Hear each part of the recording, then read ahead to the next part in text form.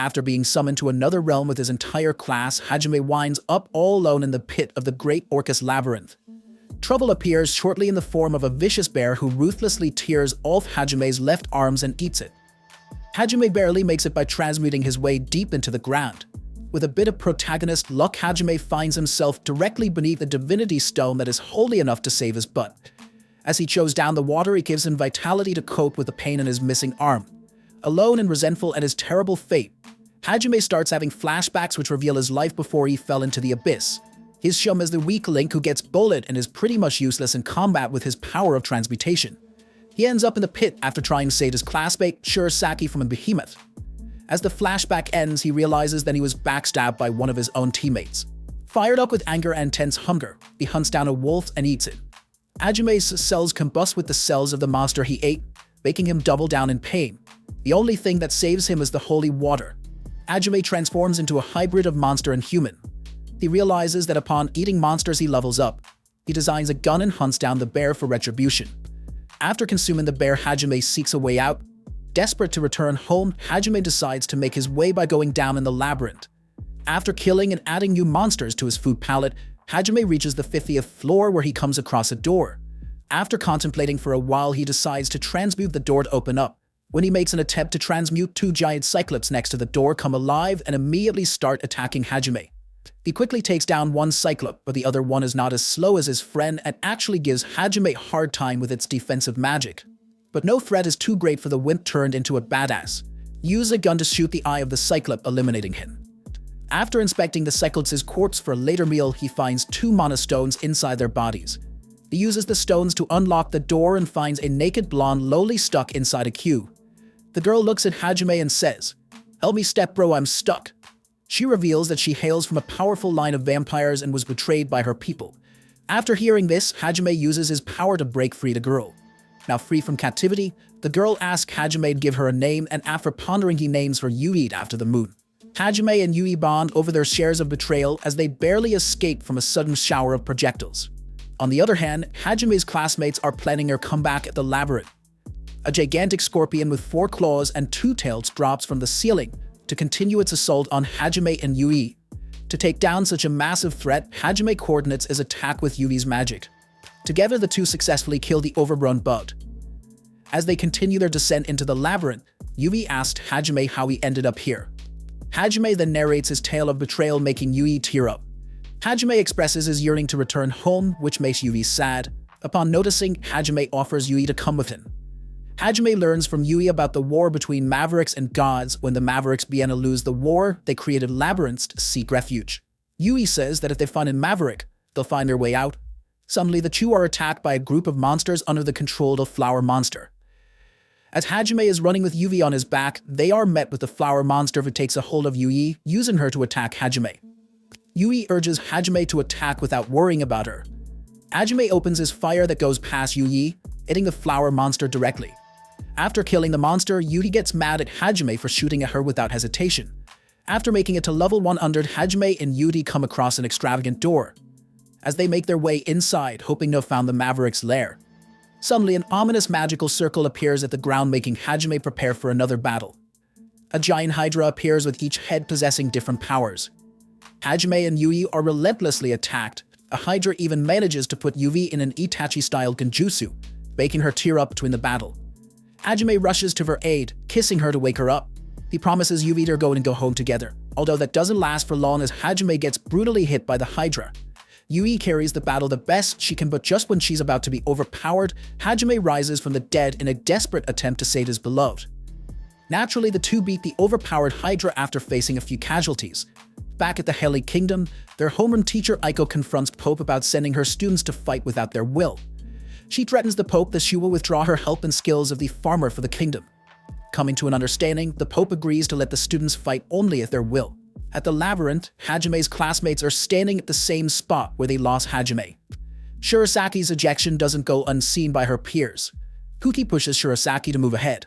Ignoring Kuki, Shirasaki's female friends come forth to console her. A naked Hajime wakes up on a bed with Yui lying next to him, also naked. Looks like the monster killing and the sob story paid off. Yui tells Hajime that he took a serious hit, so she found a bed and fed him with holy water. Together, the two of them explore their surroundings, which happens to be a mansion. On the other hand, Hajame's classmates have a face-off with the behemoth.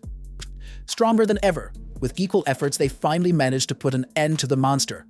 Back at the mansion, Hajime and Yui enter a room with a magical circle drawn on the floor and a corpse sitting on the chair, giving the implication that he died waiting for someone. Believing the circle is the key back to home, Hajime steps into it.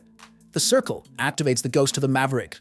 The Maverick tells Hajime that he had been waiting for someone to conquer the labyrinth.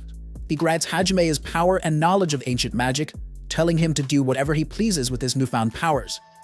After the ghost disappears, Hajime realizes that the Mavericks were just liberators of the world. He decides to stay and unlock more secrets of the mansion. 2 months go by in learning and skinny dipping together. Equipped with sweat gears and ancient magic, Hajime and Yui are ready to face anyone who dares come in their path. Hajime and Yui arrive at the surface only to be greeted with an annoying bunny girl, Shia, who claims to have been waiting for the two. Shida reveals that she's part monster and has the ability to see the future. She begs and pleads with Hajime to rescue her people because they can't fend for themselves. To convince Hajime, she gushes about her beauty and her big bunny breasts.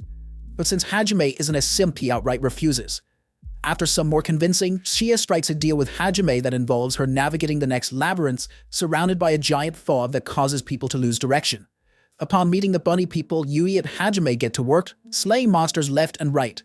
Then the two help the people to relocate somewhere safe.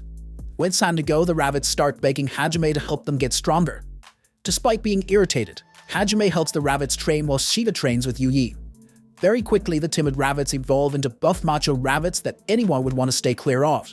The clan of rabbits then guide Hajime and Yui to a giant tree which requires the power of regeneration and a beacon formed of bonds to open its pathway. Hajime comes to the realization that he needs to explore other labyrinths first. As the duo is heading out, Yui asks Hajime to bring Shia along as she landed a scratch on her face during her training session. And so Shia is welcomed with closed arms. Shia locates the entrance of Milady Risen's labyrinth. The speciality of his labyrinth is that external magic is reduced. Shia, being the underdog, paves the way with her body reinforcement magic. After clearing out the traps, the group find themselves back at the entrance. Realizing that they've been played by Milady, the group is hell-bent on conquering the labyrinth. In the Haley Kingdom, some students have refused to join Kupi's party out of fear caused by Hajime's presumed death. One of the students, Yuka, announces that she has decided to join Aiko, leaving the other students to decide for themselves. At the labyrinth, the group makes it to the final stage where they have to defeat autonomous armored suits. After putting her hammer to a good use, the group has a face-off of Milady, who is in a giant armored suit. Fight ensues after Hajime discloses his goals upon Milady's inquiry. Shia delivers the final blow to Milady's core.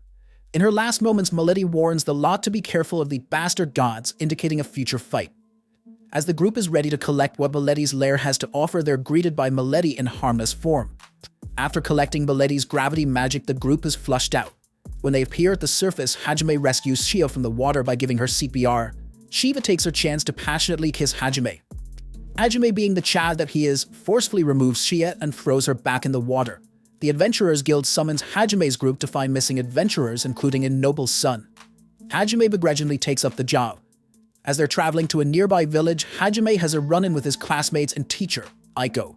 Upon seeing Hajime, Aiko gets sentimental and confronts him about his whereabouts. The reunion is cut short when Aiko's questions are met with inimical shrugs. Aiko finally breaks at the disrespect and lectures Hajime. The Templar Knight, observing the commotion, decides to step in. He approaches Hajime's table and throws disdainful remarks at Yui and Shia.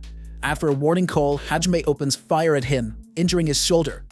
At night, Hajime sneaks in Aiko's room to disclose the truth about the war against the demons. Centuries ago, some humans discovered that god Ehit was toying with the humans for amusement. The group came to be known as the Liberators, who wished to liberate humans from Ehit's tyranny. But unfortunately, Ehit made the first move by using the church to label the Liberators as heretics and have them renamed as the Mavericks. Ostracized by society, the Liberators built labyrinths to preserve their magic. When morning comes, Aiko and his classmates insist on helping him on the search mission. Hajime reluctantly agrees. Once in the mountains, Hajime uses transmuted drones connected with his jewel eye to search for the lost adventures. After locating the only survivor, Will, the nobleman's son, who reveals that his friends were butchered by a dragon. Just when Hajime and the rest leave for home, they're attacked by the dragon. Knocking down the dragon with the help of Shia, Hajime inserts a sword in the dragon's rear end. The dragon wails in pain with a lady-like voice, making it known that she's a female dragonborn, capable of turning human. The dragon reveals that she was under the influence of a cloakman's spell who ordered her to hunt Will. The only thing that saves the dragon from having a sword lodged up her ass is Yui's faith in her words. To seek repentance, the dragon offers to help them stop the mass assailant. After removing the sword from her behind, the dragon shifts into a beautiful woman named Tio. Tio shamefully admits that she enjoyed the pain of having a sword thrusted inside her. After blurting out her sinful confession, Tio reveals that the masked man plans on attacking Farming Village with his horde of monsters. Being the strongest man in sight, everybody looks at Hajime to save the day, but he simply shrugs and collects Will as per his required task. After playing the role of a ruthless jerk for a minute, Hajime agrees to help eradicate the army of monsters. Tito brazenly offers herself to Hajime, but as established from previous episodes, Hajime is an alpha male who doesn't get swayed by women easily, so he coldly rejects Tio's advances. As the army of monsters approaches the village, Hajime gives a speech where he declares Aiko as the goddess of farming, so she can have leverage against the people. He also calls himself the sword and shield of the goddess Aiko. Together with Shia, Yui, and Tio in tow, Hajime unleashes hell upon the monsters. They clear out monsters in search of the cloaked man that's controlling them. It doesn't take long for Hajime to locate the hooded assailant.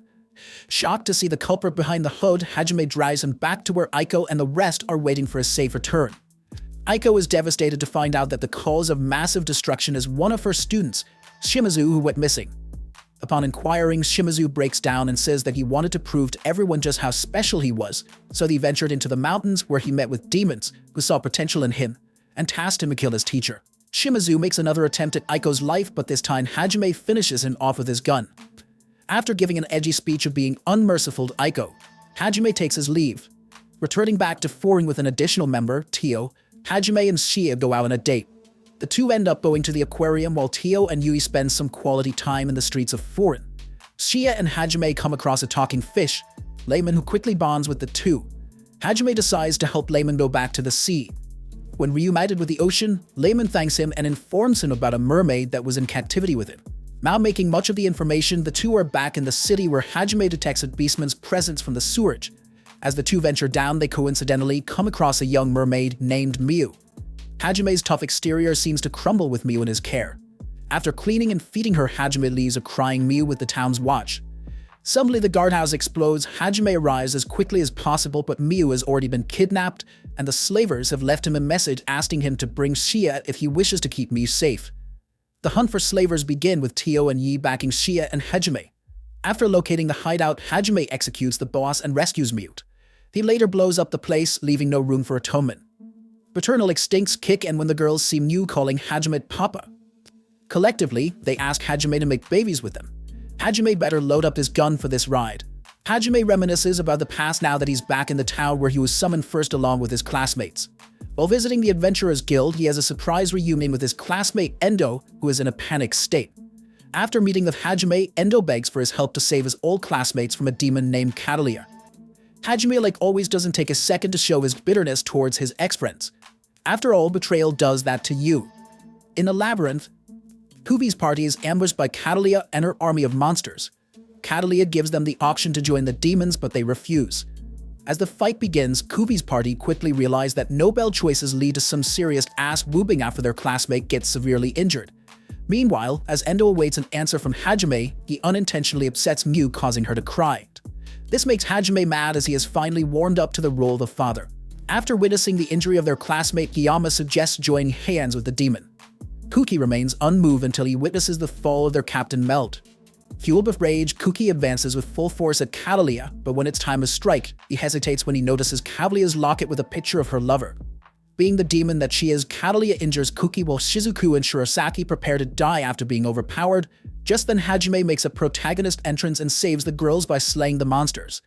After making a spark-plugged entrance with his harem and shocking his classmates, he easily takes out Catalia's monsters and foresees her attacks, giving him the upper hand in the battle.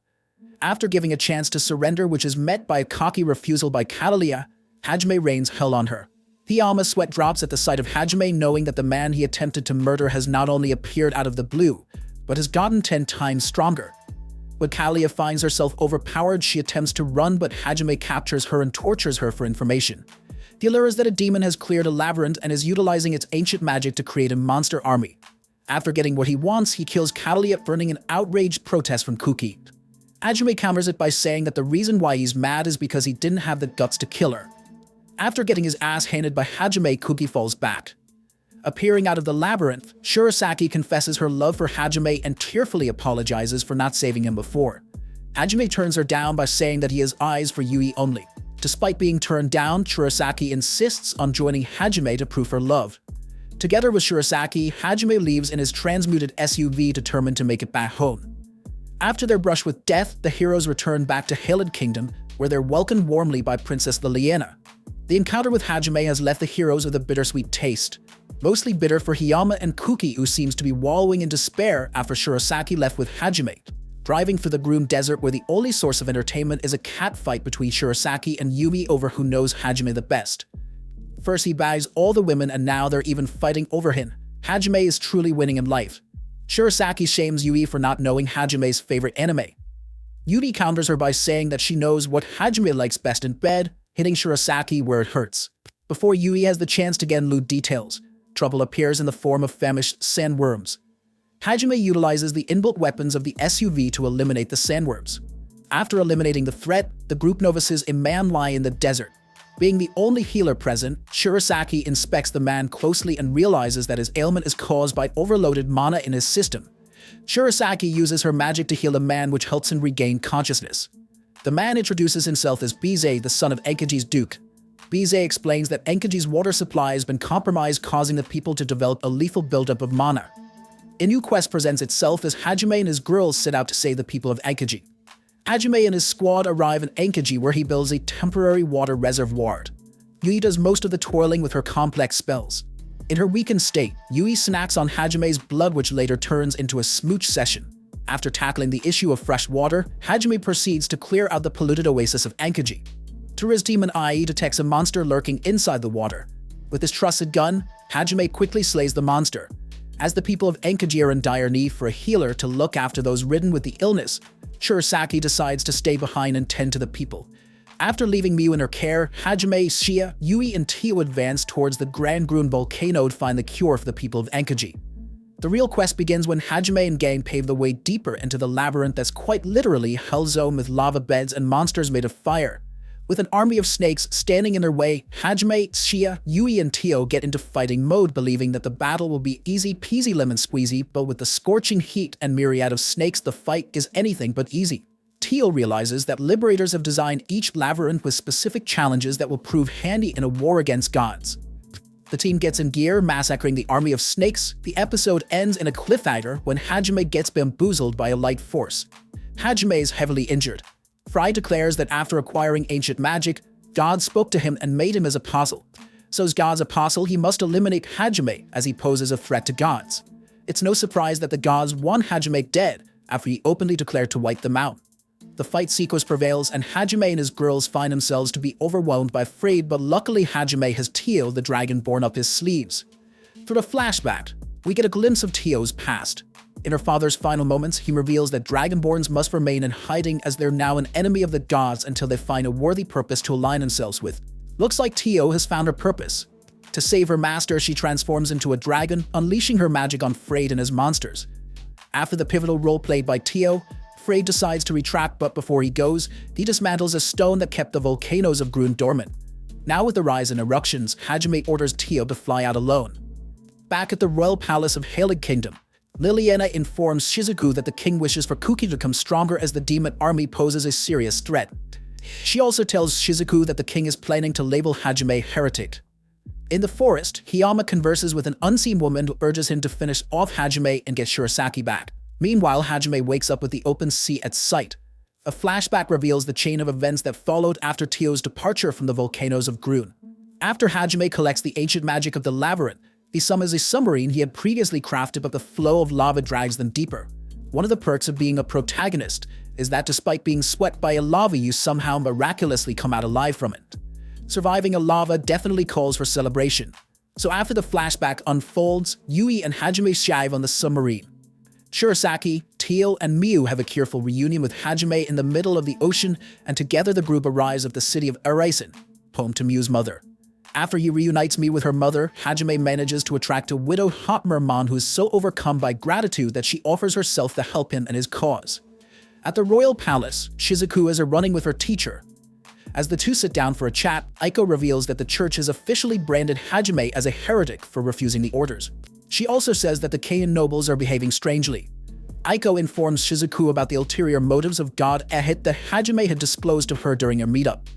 Team Hajime departs the city of Arisen to conquer the sunken ruins of Melusine. Hajime utilizes the magical artifact collected from the Great Grun volcano to create an underground entrance in the ocean. As the lot advance towards the labyrinth, they're faced with low-tier monsters which are easily slayed by Hajime and his crew. Hajime explains that the monsters were way too easy to kill.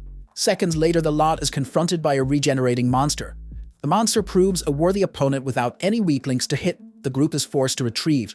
The forced retrieval causes Yui, Shia, and Tio to be separated from Hajime and Shirasaki, who was previously seen sulking and apologizing for her lack of contribution to the team. Far from the rest of their group, Hajime and Shirasaki wind up in an illusion of a war where they have to battle with ghost pirates. After fighting the pirates, Hajime confronts Shirasaki about her behavior. He bluntly tells Shirasaki that Yui will always be special, and if that fills her with defeat, then she should leave him alone. At the palace, Aiko gets kidnapped by an evil nun for a treacherous plan. As Hajime and Shirasaki venture deeper into the labyrinth, they're sucked into another illusion consisting of a post-war celebration where beastmen, humans, and demons are all enjoying together. A king enters with a masked escort and addresses everyone with love until malice sets on his face and he orders the execution of demons and beastmen in the name of God Ed. When the gnarly illusion ends, Shirasaki's frightful state doesn't go unnoticed by Hajime. After pulling herself together, the two advance forward into the labyrinth, where a surprise trap lands Shirasaki to plummet. As Hajime rushes to her aid, he notices a change of demeanor in Shirasaki, making him pull his gun at her. Discovering that magic ammunition works as a kryptonite for whatever entity that possessed Shirasaki, Hajime doesn't hesitate to shoot Shirasaki in the face, which in a twisted way signifies his care for Shirasaki. Just when Shirasaki regains control of her body, she tends to import matters at hand, which is of course giving Hajime a smooch.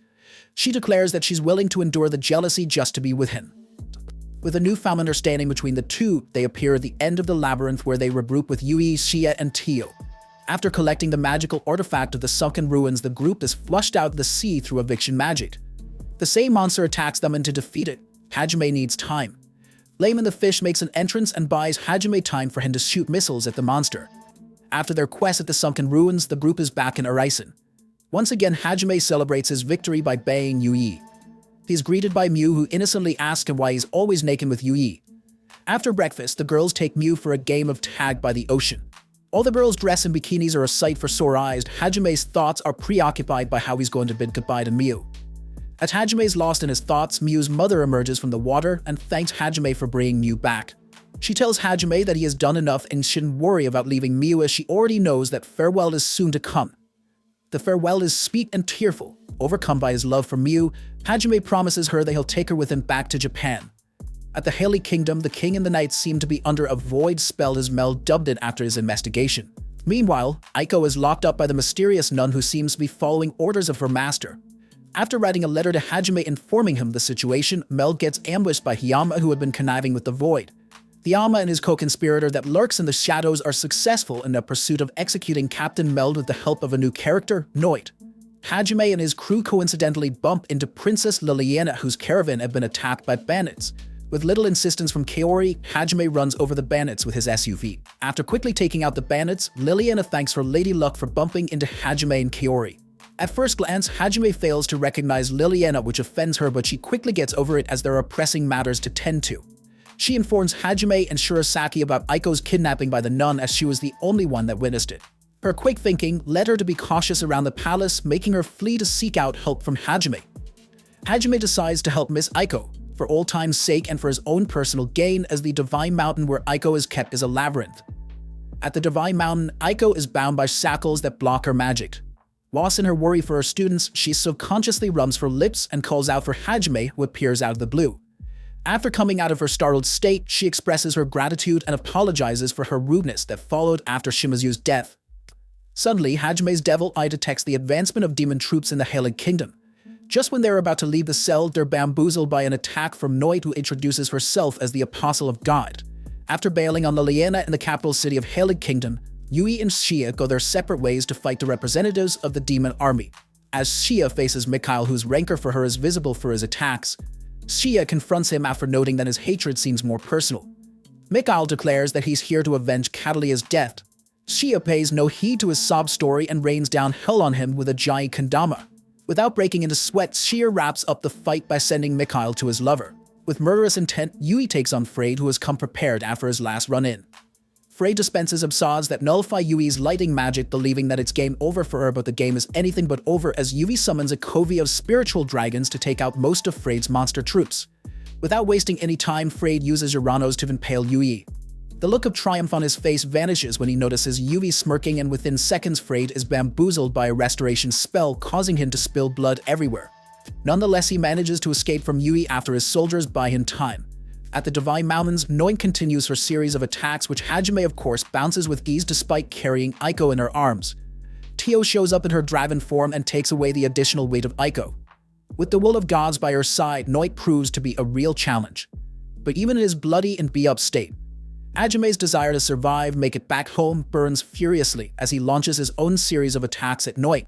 He puts his giant lightning mecha sword to purpose, delivering fatal strike at Noit.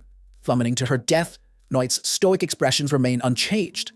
As per Hajime's request, Tio is carrying Aiko on her back to keep her out of harm's way. But after watching everyone around her risk their lives fuels her desire to contribute in some ways. After wrapping up his business with Noit, Hajime regroups with Tio and Aiko at what seems to be the ruins of the church. Bewildered by the destruction, Tio informs Hajime that Aiko helped her catalyze her magic, which resulted in the demolition of the church. As the realization of murdering people dawns upon Aiko, she breaks down into tears. Hajime offers her a comforting hug as she continues to weep. A mysterious man appears at the ruins, indicating the group to follow him. Believing that they conquered the labyrinth of the Divine Mountains, Hajime follows after him and unlocks the magic of another labyrinth. Meanwhile, at the castle, Shizuku and her friends walk directly into a deadly trap set by one of their own. While her classmates get slaughtered, Shizuku herself gets stabbed by a knife. Eri appears from the shadows, cackling like a deranged villain. After ambushing her classmates, Eri's deviousness is finally out in the open. Flabbergasted by Eri's complete change of character, Shizuku questions the reason behind her betrayal. Eri gives a passionate kiss to an injured and confused Kuki. She reveals her desire to make Kuki hers and hers alone is what drove her to side with the demons. With a sweet little necromancy spell up her sleeve, Eri managed to make the entire royal court submit to her. After Kuki shouts at her to stop or he won't forgive her, Eri replies by saying that she knows how kind and caring he is, so to turn him into her personal boy toy, she'll kill him first and then revive him. Eri addresses Shizuku, disclosing her hatred towards her and Shirasaki. As she's about to kill her, Shirasaki and Liliana come to the rescue just in time. After Shirasaki magically heals everyone and equips them with extra strength, Hiyama plunges a sword in her chest while also revealing his feelings for her. After all, killing your crush is easier than confessing your love. Free from shackles, Kuki and the rest battle with Eri's knights. Soon, Team Hajime joins the battle scene. While the women tend to Shirasaki, who appears lifeless, Hajime beats up Hiyama, and when he's about to direct his wrath towards Eri, Freyed and his demon army holds him back. Equipped with new magic, Hajime wipes out Freyd's army within seconds. Liliana tells the events that followed during the war waged by the demon army. As it turns out, Eri colluded with the demons for her own personal gains, and when Hajime massacred Freyd's army, she managed to escape alongside Freyd. With the royal capital now secure, the heroes are getting their work outdone. Just when Kuki expresses that he doesn't wish for Hajime to reappear, Hajime and his girls appear from the sky. Sorry, Kuki, but you're just a side character. She bombards Hajime with questions, who nervously says that Shirasaki is safe and sound but looks a little different now. Shizuku's confusion is quickly answered by Shirasaki, who emerges in Noin's body. After having a sentimental reunion, Hajime reveals that Shirasaki wished to get stronger, so they transferred her soul in Noin's prepared body through God's New Age magic. Later, when Hajime reveals that they were all summoned for Ehit's personal enjoyment, Kubi loses his temper and yells at Hajime for delaying such crucial information. Hajime shuts him up by saying that he simply wouldn't have believed him. Later at the dining table, Hajime discloses his plan of exploring a new labyrinth, which results in his classmates nagging him to take them with him as they wish to become stronger for individual reasons. Thinking that it's a good idea, Hajime agrees to help them. When dawn comes, Hajime is ready to begin a new journey with his girls and classmates. The end. If you enjoy this video, be sure to subscribe and hit the notifications button for more amazing videos.